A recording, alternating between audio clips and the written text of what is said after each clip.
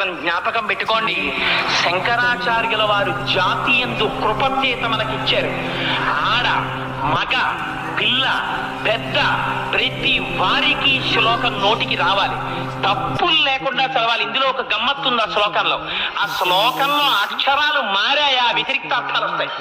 అందుకని తప్పులు చదవకుండా చక్కగా చదవడం నేర్చుకుని చిన్న చిన్న పిల్లల దగ్గర నుంచి అలవాటు చెయ్యండి. స్నానం చెయ్యగానే ఒక్కసారి అమ్మవారి దగ్గరికి వెళ్ళి ఆ కట్టుకున్న తువ్వాలతోటి అందులో బాలల భక్తికి అమ్మవారు పొంగిపోతుంది. కూర్చుని అమ్మా శరజ్యోత్స్న శుద్ధాం శశియుత జటాజూట మకుటాం వరత్రా సత్రాన స్ఫటిక ఘుటికా పుస్తక కరాం సకృన్నత్వా నత్వా కథమివ సతాం సన్నిదదతే మధుక్షీరద్రాక్ష మధురి మధురీణా ఫణితయ అని రోజు అది చదవడం నేర్పండి.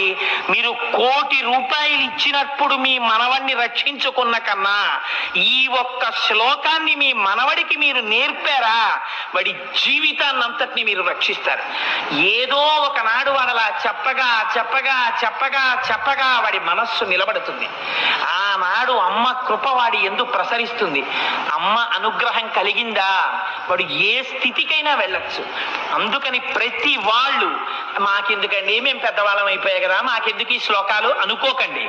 జ్ఞానము కావాలి కదా, భగవత్ సంబంధమైనటువంటి జ్ఞానము ఆత్మజ్ఞానము లోపల స్థిరపడడానికి అది ప్రసరించడానికి పరమ హేతువైనటువంటి గొప్ప శ్లోకాన్ని ఇవాళ శంకర భగవత్పాదులు మనకి కృప చేశారు. అందుకని అందరూ నా విజ్ఞాపన తప్పులు లేకుండా చదవడం మాత్రం ఈ శ్లోకాన్ని అలవాటు చేసుకోండి.